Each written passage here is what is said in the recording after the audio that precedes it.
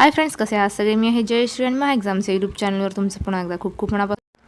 तर फ्रेंड्स, आज आपण पाहणार आहोत 28 जुलै 2026च्या काही चालू घडामोडी. त्या यूट्यूब चॅनलवर नवीन असाल आणि चॅनलला सबस्क्राईब केलं नसेल तर महा एक्झामचे यूट्यूब चॅनल नक्की सबस्क्राईब करा.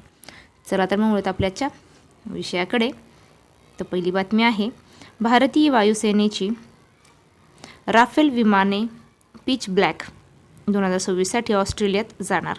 तर काय आहे माहिती पूर्ण जाणून घेऊया. भारतीय राफेल विमानांचा पिच ब्लॅक सरावात पहिला सहभाग. आयोजन रॉयल ऑस्ट्रेलियन एअरफोर्स. द्विवर्षीय बहुराष्ट्रीय हवाई युद्ध सराव. दिनांक 20 जुलै ते 7 ऑगस्ट 2026 दरम्यान. तर पिच ब्लॅक सराव काय आहे ते पाहूया. तर सुरुवात 1981 मध्ये झाली. 1981. तसेच 1988 पासून नियमित वार्षिक सराव. भारत यापूर्वी 2018, 22 आणि 2024 मध्ये सहभागी झाला होता. त्यामुळे Su-30 MKI विमाने त्यावेळी ही विमाने सहभागी झाली होती. Su-30 MKI 2018 भारताचा पहिला सहभाग Su-30 MKI व C-130J सहभाग झाले होते. QUADचे 4 सदस्य US, जपान, भारत, ऑस्ट्रेलियात सहभागी. पुढे पाहूया. क्वाडचे 4 सदस्य US, जपान, भारत आणि ऑस्ट्रेलियात सहभागी. पुढची बातमी पाहूया. वंदे मातरमचा अपमान करणे हा दंडनीय गुन्हा. विधेयक संसदेच्या पावसाळी अधिवेशनात लोकसभेत मांडले जाणार. तर काय आहे पूर्ण बातमी पाहूया. पावसाळी अधिवेशन 20 जुलैपासून सुरुवात झाली आहे. विधेयकामुळे राष्ट्रीय गीत वंदे मातरमला राष्ट्रगीत जनगणमन प्रमाणेच वैधानिक संरक्षण मिळणार आहे. केंद्रीय मंत्रिमंडळाने राष्ट्रीय सन्मान अपमान प्रतिबंध अधिनियम 1971 मध्ये दुरुस्ती करण्यास मंजुरी दिलेली आहे. सध्या या 1971 कायद्यात राष्ट्रगीत जनगणमन, राष्ट्रीय ध्वज आणि संविधानाचा अपमान केल्यास 3 वर्षापर्यंत कारावास आणि दंड अथवा दोन्ही शिक्षा होऊ शकतात. आता यामध्ये वंदे मातरमचा देखील समावेश केला जाणार आहे. तर वंदे मातरमबद्दल माहिती पाहूया. 1950 मध्ये संविधान सभेने भारताचे राष्ट्रगीत म्हणून स्वीकारले. लेखक आहेत बंकिमचंद्र चटर्जी यांच्या आनंदमठ या पुस्तकातून 1882 मध्ये. 1896 सर्वप्रथम रवींद्रनाथ टागोर यांनी कलकत्ता येथील काँग्रेस अधिवेशनात गायले. 7 ऑगस्ट 1905 वंदे मातरम एक राजकीय घोषणा म्हणून सर्वप्रथम वापरण्यात आले. 7 नोव्हेंबर 1875 बंगदर्शन या साहित्यिक नियतकालिकात प्रकाशित झाले. नंतर आनंदमठमध्ये. 7 नोव्हेंबर 2025 भारताचे राष्ट्रगीत वंदे मातरमचा 150वा वर्धापन दिन झाला. सध्या 2 कडवी वापरली जातात.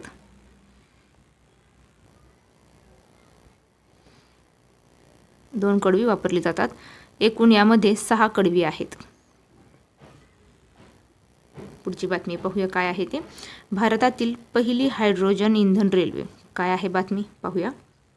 उद्घाटन पंतप्रधान नरेंद्र मोदी यांच्या हस्ते झाले. दिनांक 17 जुलै 2026. ठिकाण आहे जिंद रेल्वे स्थानक, जिंद जिल्हा, हरियाणा. अंतर आहे 89 किलोमीटर. थांबे आहेत 12 मधली स्थानके. प्रवासाचा वेळ एकूण 2 तास, सुमारे 2 तास. कमाल वेग 75 km/h. प्रवासी क्षमता 2600 प्रवासी. डबे 10 डब्यांचा, 2 ड्रायव्हिंग पॉवर कार आणि प्रवासी डबे.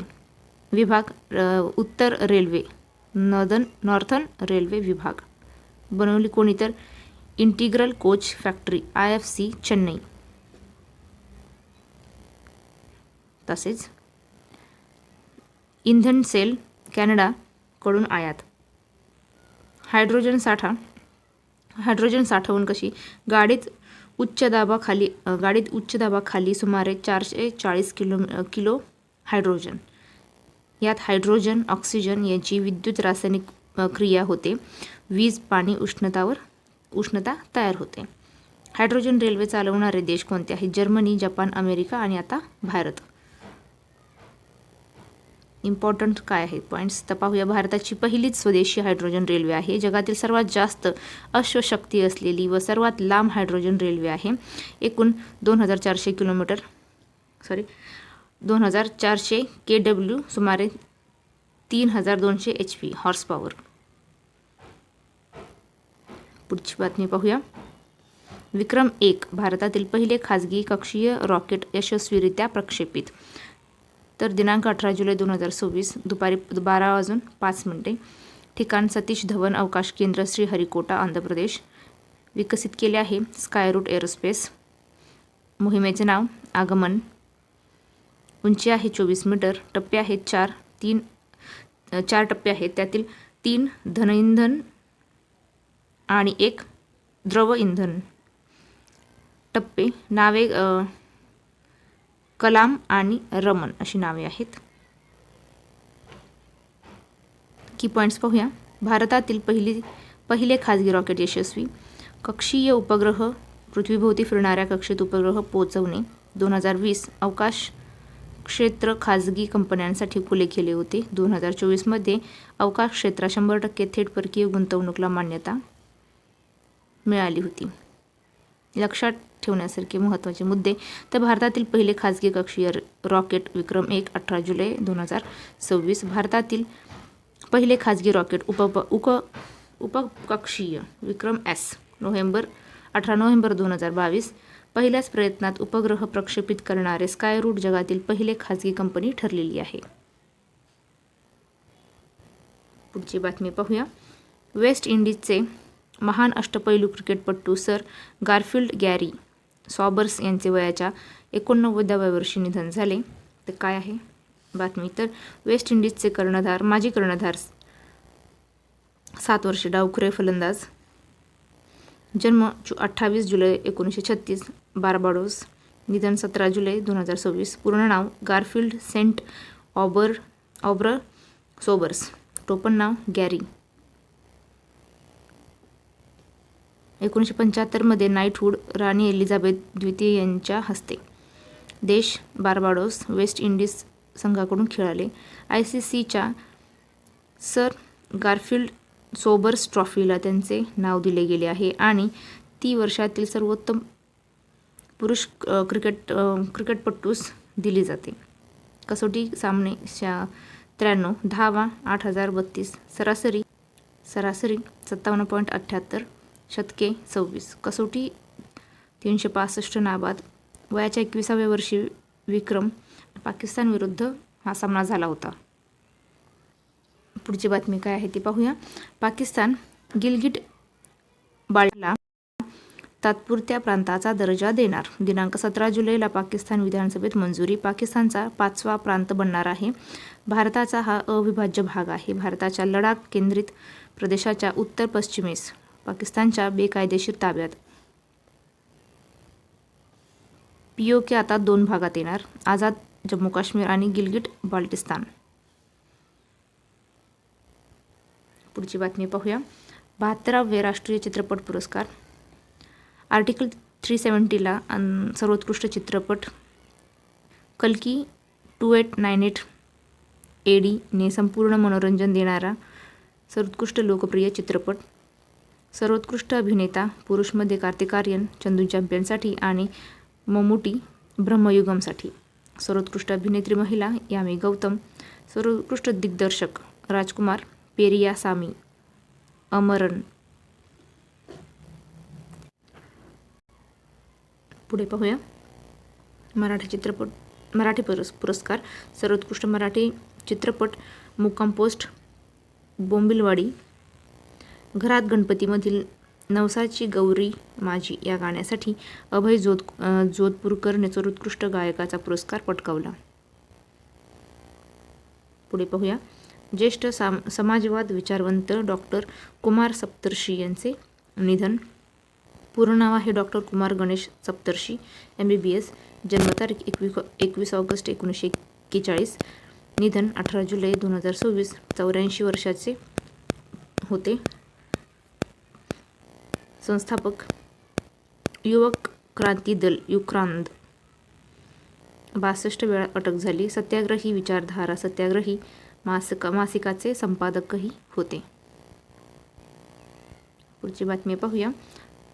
हरजित सिंह ग्रेवाल यांची राष्ट्रीय अल्पसंख्याक आयोग NCMचे अध्यक्ष म्हणून नियुक्ती. दिनांक 16 जुलै 2026. अध्यक्षपद एप्रिल 2025 पासून रिक्त होते.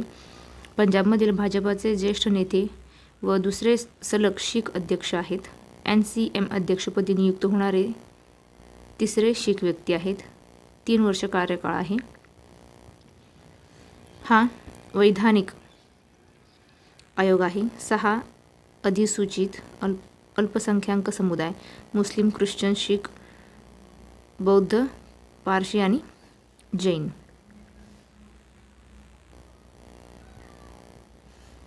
पुढे पाहूया पुढची बातमी. आतापर्यंत फिफा विश्वकप विजेते देश पाहूया. ब्राझील 5 वेळा 1958, 1962, 1970, 1984 आणि 2002. जर्मनी किंवा पश्चिम जर्मनी 4 वेळा जिंकलेले आहे. 54, 1954, 1974, 1990 आणि 2014. तिसरा देश आहे इटली 4 वेळा 1934, 1938, 1982, 2006. चौथा देश आहे अर्जेंटिना 3 वेळा जिंकलेला आहे. 1978, 1986 आणि 2022. तसेच फिफा 2026 बद्दल माहिती घेऊया. विजेता आहे स्पेन, रॉड्री कर्णधार. उपविजेता आहे अर्जेंटिना, लिओनेल मेसी कर्णधार. तिसरे स्थान इंग्लंडचे आहे. स्पेन दुसऱ्यांदा जिंकलेले आहे 2010 आणि 2026. 48 संघ होते, 16 शहरांमध्ये झाले आणि 3 देश कॅनडा, मेक्सिको आणि अमेरिका. तर फ्रेंड्स थांबूया इथेच. भेटूया पुढच्या व्हिडिओमध्ये. जय हिंद.